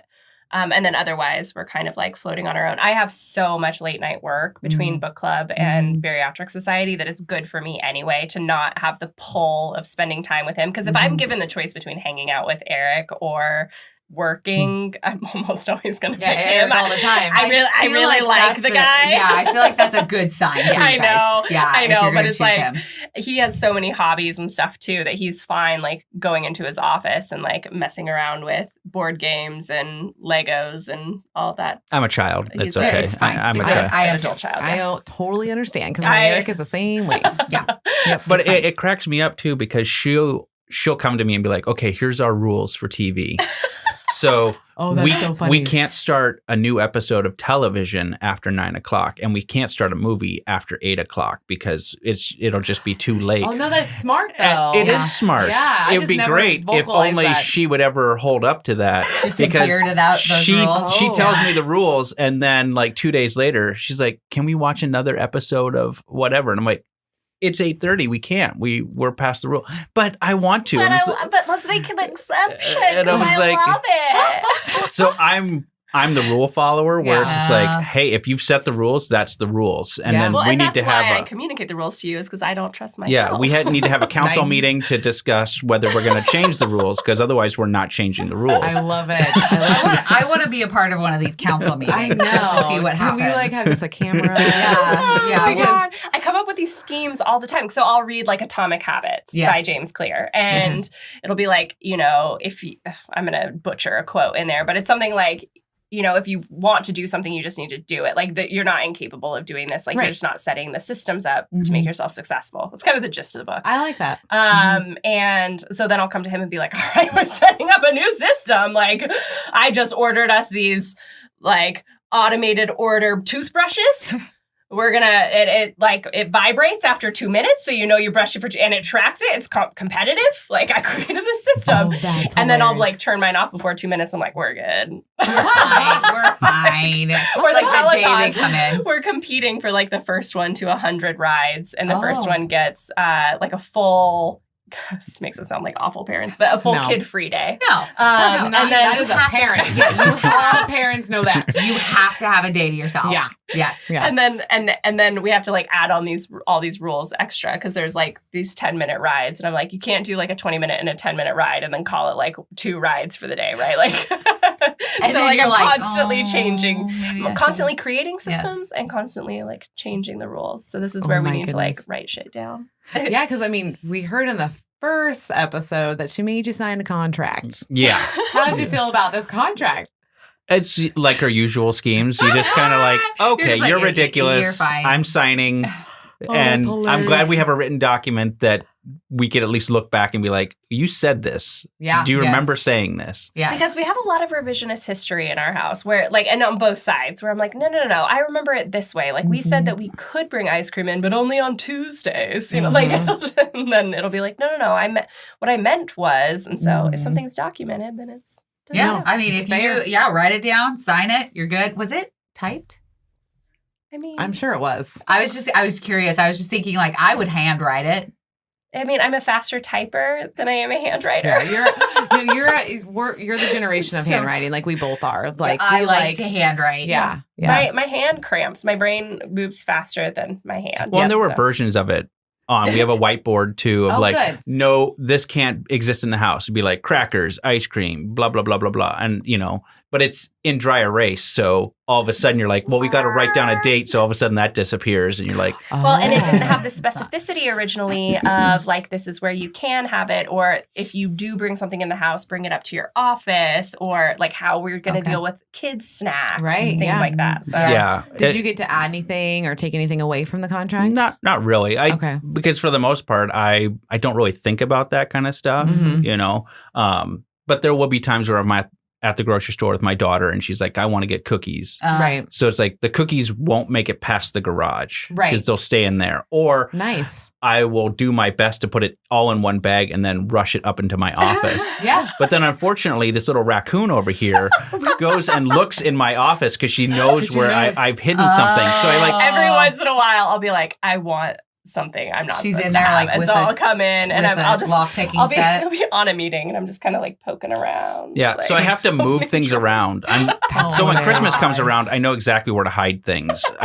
Christmas presents will never be found. But same thing with food. It's like I can never hide something in the same place twice. Got it. Oh my gosh. But it's I also really just don't like out of sight for me. Like I don't mind. He could have a shelf that had all the stuff visible upstairs and it would be fine because it's like I have to make the conscious decision to go look for it. It's not that it's like in front of me. My biggest thing is like I don't want to have it like in the freezer or in the pantry where I open it up and I'm like, well, that is happening right now. Yes. Because it's in your face and it makes you think. Yeah. Whereas if it's in his office, like I rarely go in there. Right. And so if I'm intentionally going in for a snack because I know I want to like treat my like sugar addiction, then I'm saying out loud like I want this, and I'm gonna have one. He's not gonna sit there and watch me eat 3.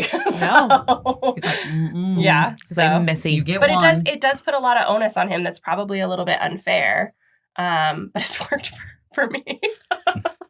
Well, and I feel like the first year is a lot of give and take. Like you're going to put a lot of pressure on your spouse because you need that support. Yeah. Because you're going through a lot. Your brain's going through a lot. You're trying to figure out, okay, what can I eat? How do I feel? Like, all of those things. And so a lot of pressure goes on the spouse. And I mean, I don't know if you would agree. This guy's like a freaking saint. I mean, we had to have the conversations because I was like, hey, like, do you care that this year's going to kind of be about me and this new lifestyle? And he's like, totally down. And I was like, are you okay with that though? Because like, I can't have you bring stuff in the house or certain things. And he's like, I don't care. And I was like, okay, cool beans. As long as you don't. Because like they ordered pizza. And I think I told this on the podcast before, but it was the first time pizza was in the house. And we had people over and I was like, I can handle it. It should be fine. And I did. Like I was in the living room doing a bunch of schoolwork because I was in my my last year of my bachelor's degree.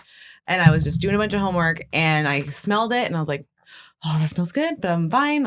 I went and grabbed like my protein shake and just drank it and had fine. But then they left. They left to go do something and they left the pizza out. And like it was stuffed crust. And I didn't know what to do. Like I was 3 months in and I didn't know what to do. I was scared. I was like, I want this, but this is going to hurt me. And I went online and I was like, what happens if you eat this? And they're just like, it could be painful. You might like get the dumping syndrome. You could puke or it could be fine. Like you just don't know what your body's going to do. And so I literally ate it. I didn't swallow it though.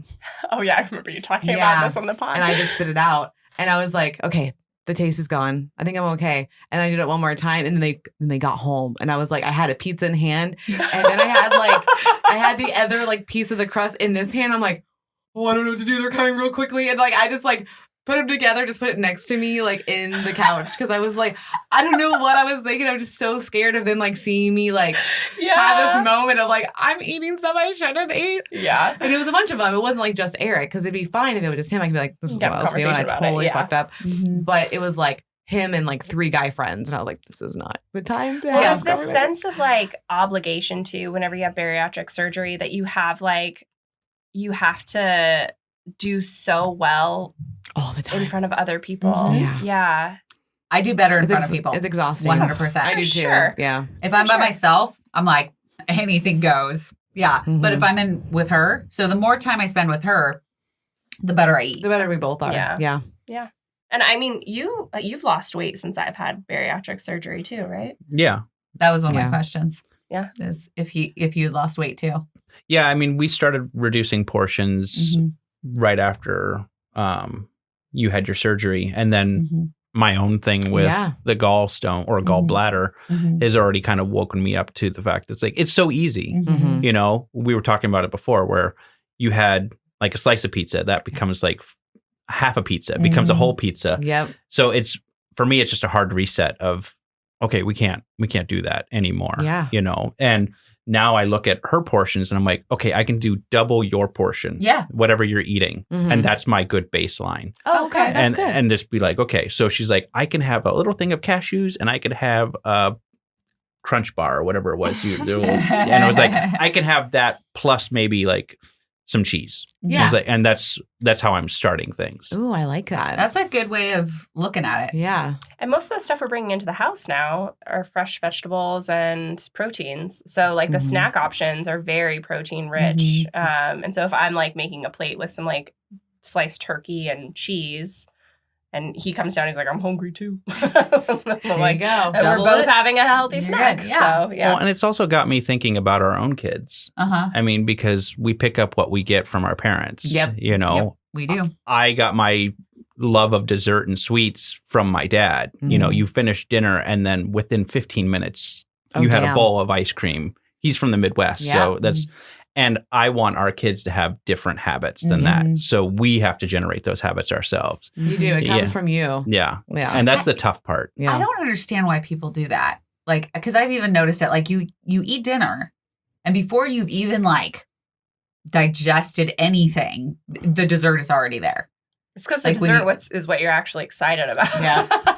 You did all this work to get to the dessert. True. Yeah. Very true. That's kind of the deal. It happened the other night when I made chicken salads for my family, had them over, and it was like immediate. We finished salads, and then my sister brought out the like berry cobbler thing that she made, which was fucking bomb, by the way.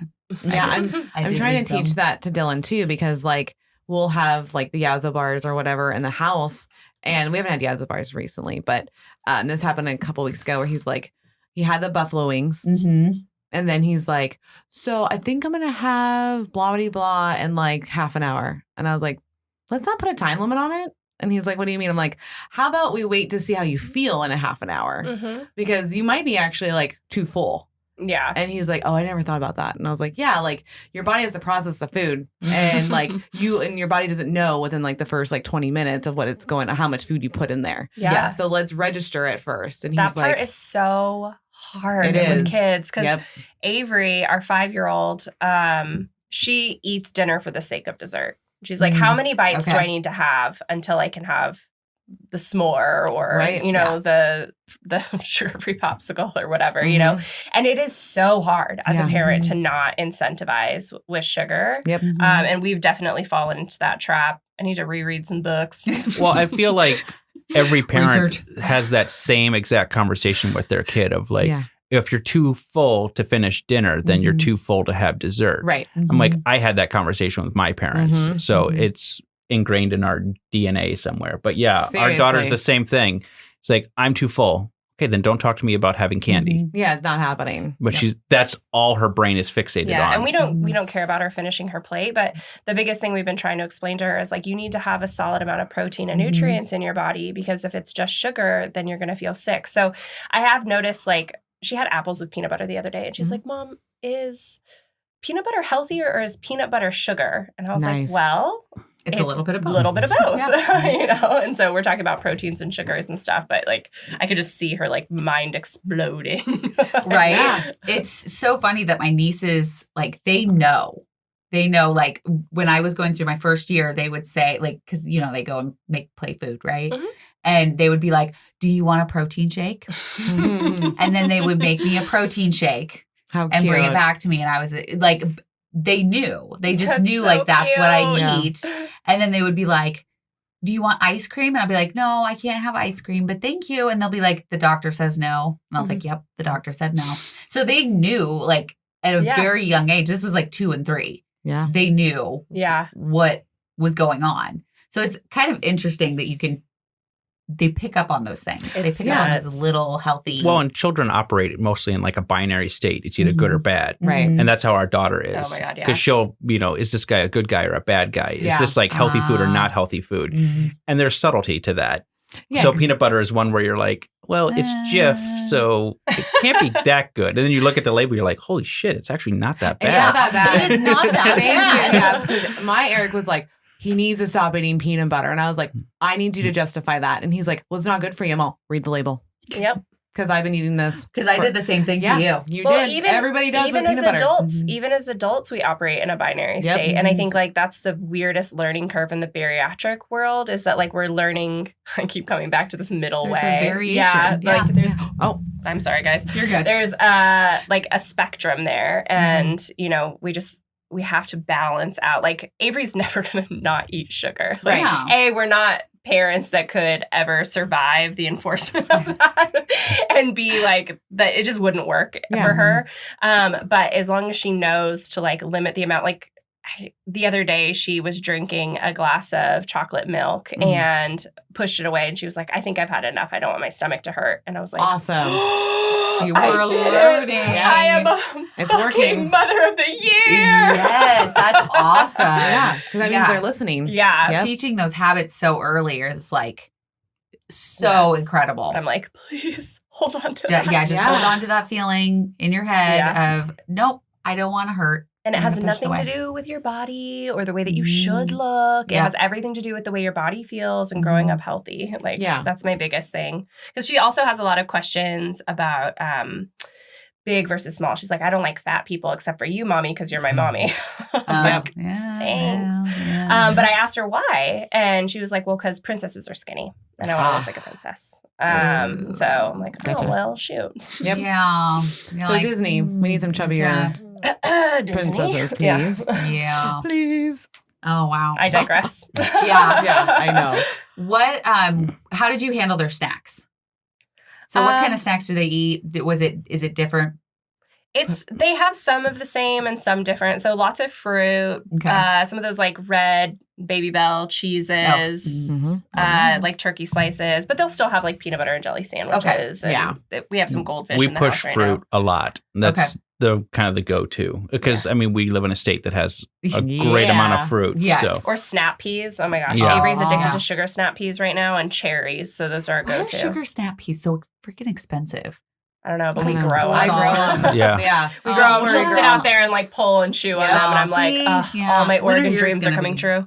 Yeah, right. Hey, they're planted. Don't you worry. We got you this Okay. summer because Okay. like we got all the snap peas going on back there, and I I have love the snap chickens, peas. so I have all those eggs. I saw that. So yeah. Mhm. Do you want a dozen when you leave?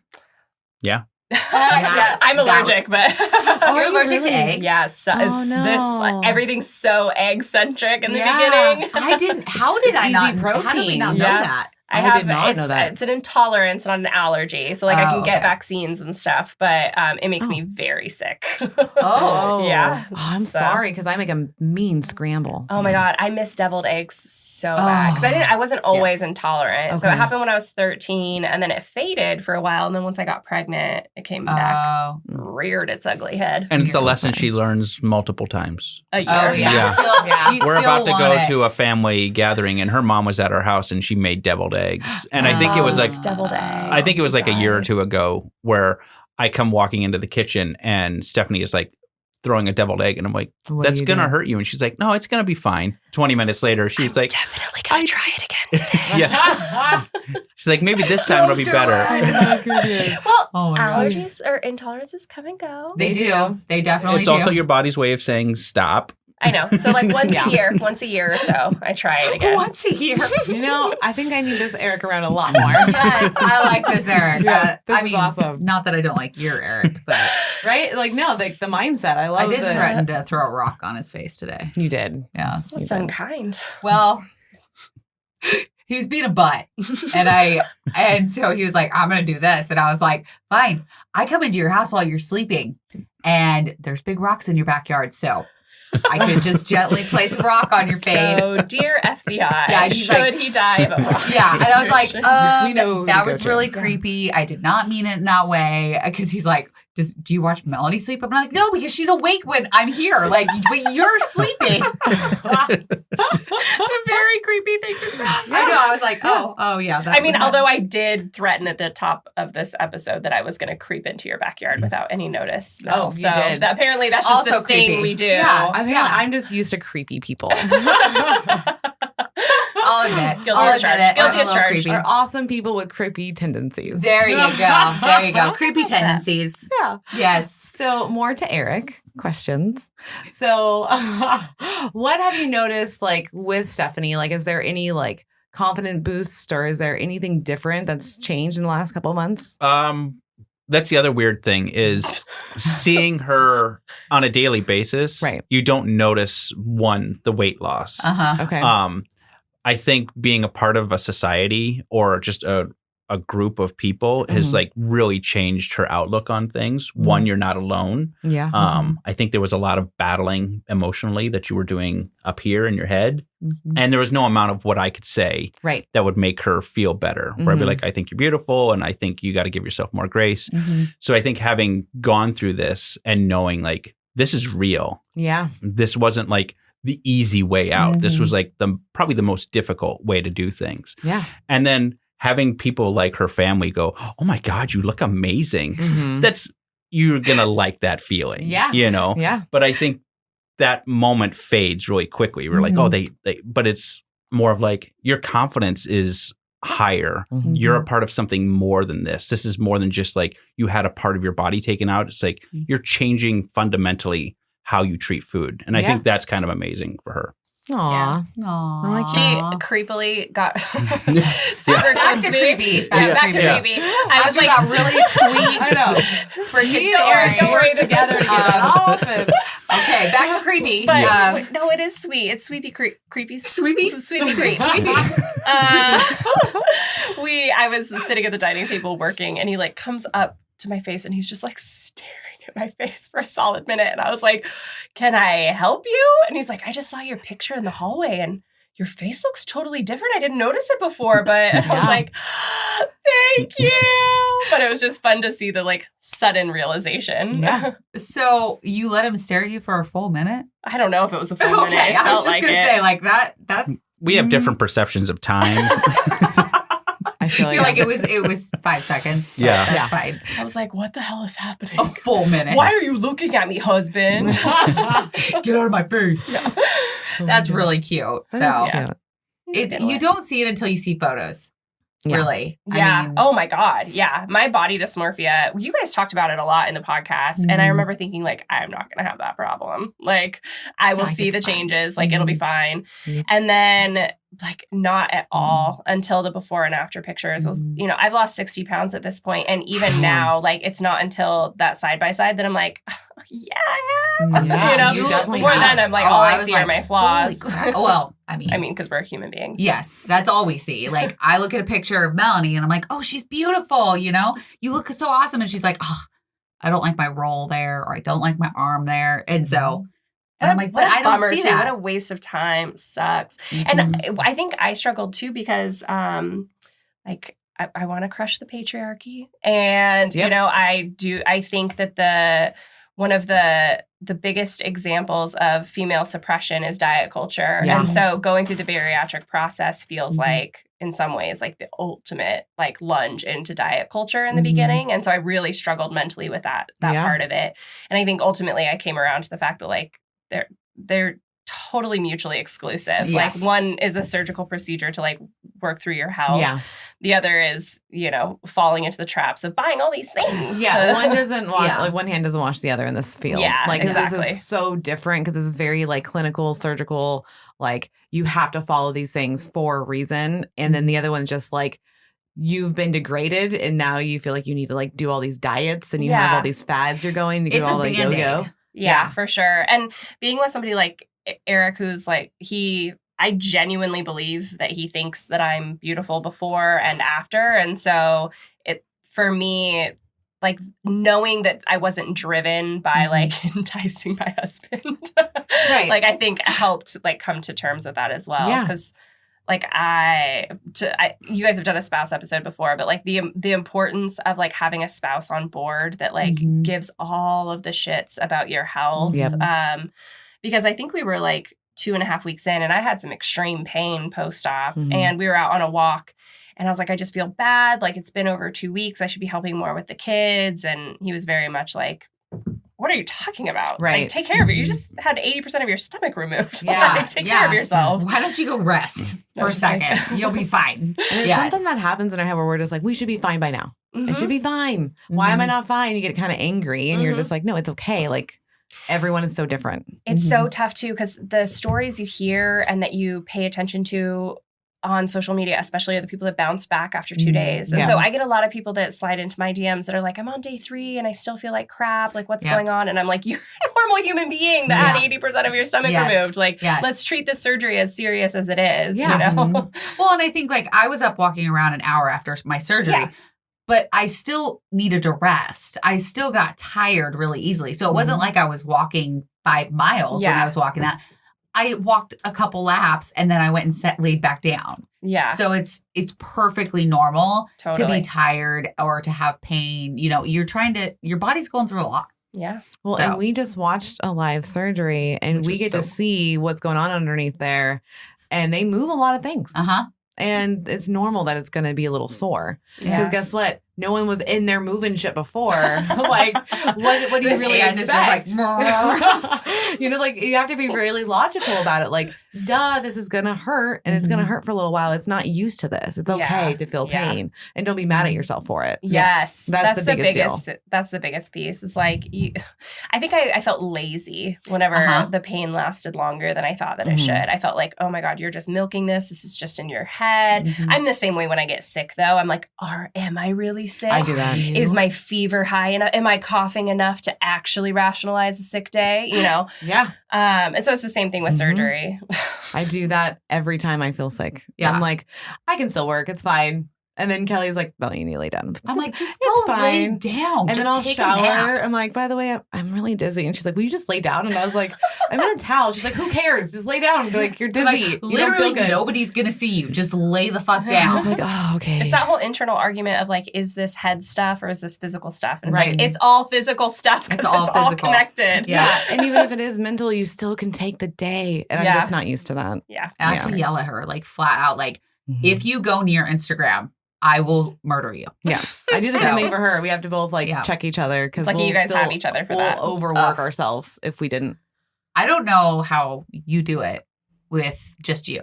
Like I know you have Bree for the society. Yeah. But it, like for your page and the book club, like that It's a lot of work. we do it together and it's hard work. Yeah. So.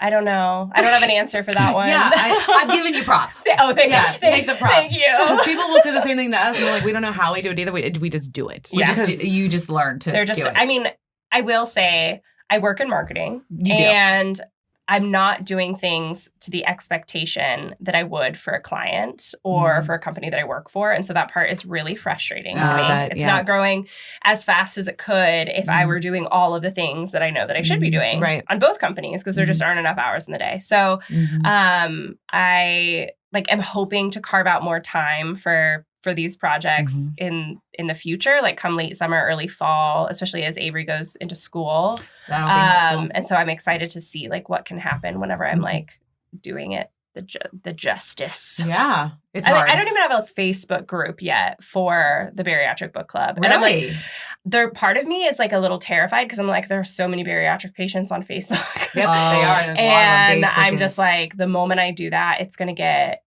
a lot bigger.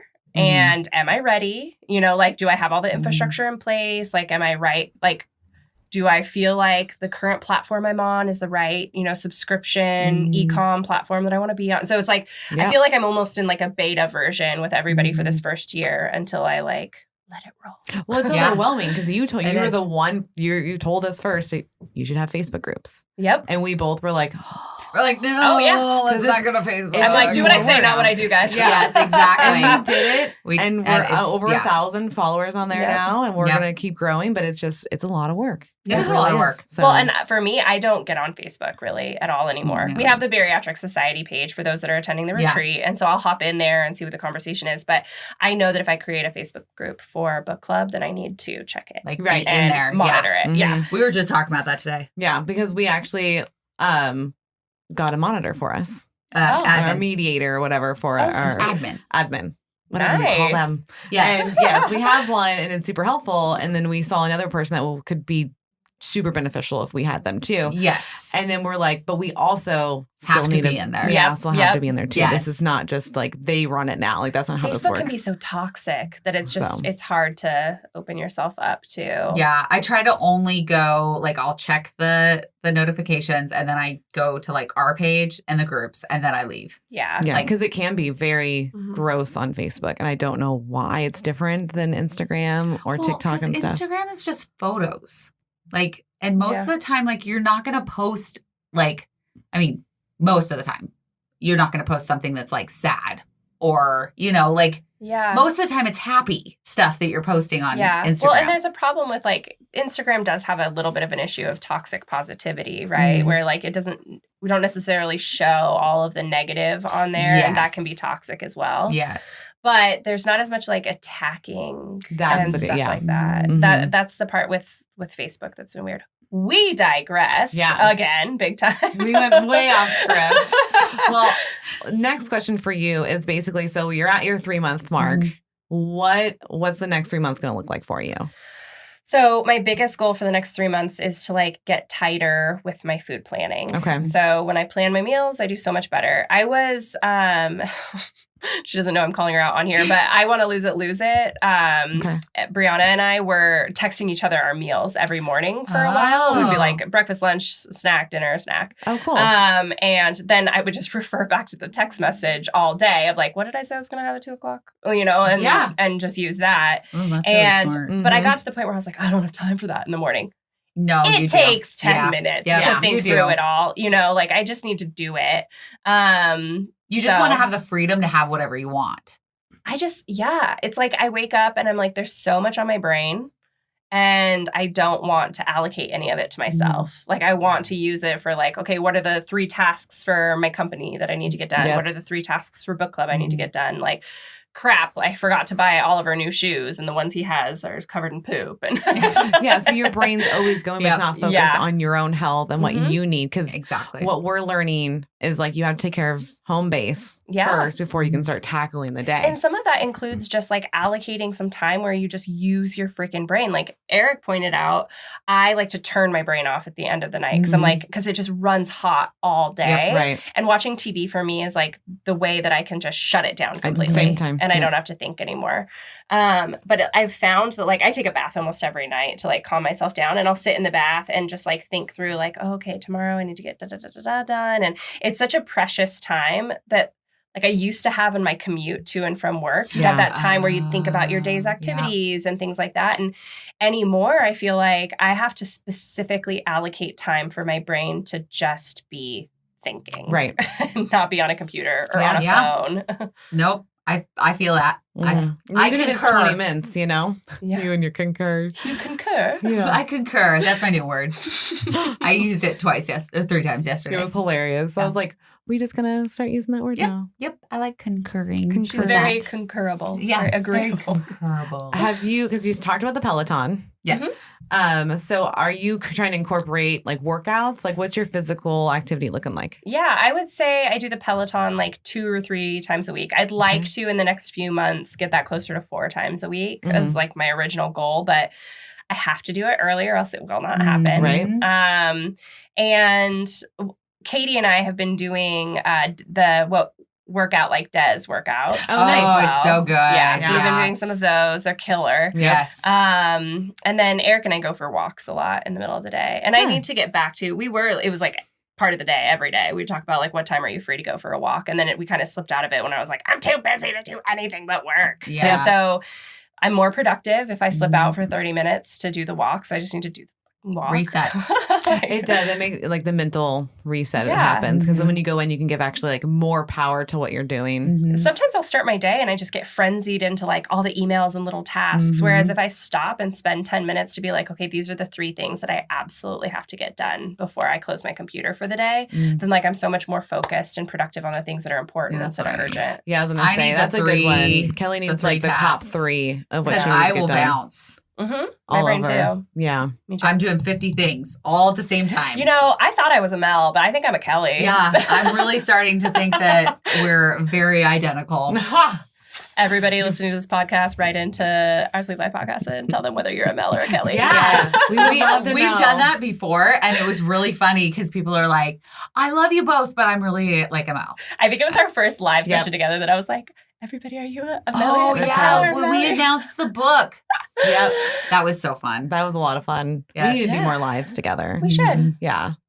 Well, Anything else, babe? anything you guys want I to can't think of add? anything. Just that you're like so happy and lucky to be married to me, and it's the very best thing in the entire world. Well, of course. I concur. Yes. I love with it. that was perfect. That was a perfect ending. Thank you, Eric, for being here. Well, Thank you. Yeah, thank you, Eric. Thank you, Stephanie, for coming down. Yeah. We hope we get to see you again for the 6th month in person. Absolutely. That would be so much fun. And yeah, thank you guys for listening. And this has been Stephanie's Diaries of 3 months. And if you would like to see the video, if you are not listening to it or watching it, go to patreon.com/OSLP, sign up for a tier, anything $5 and above.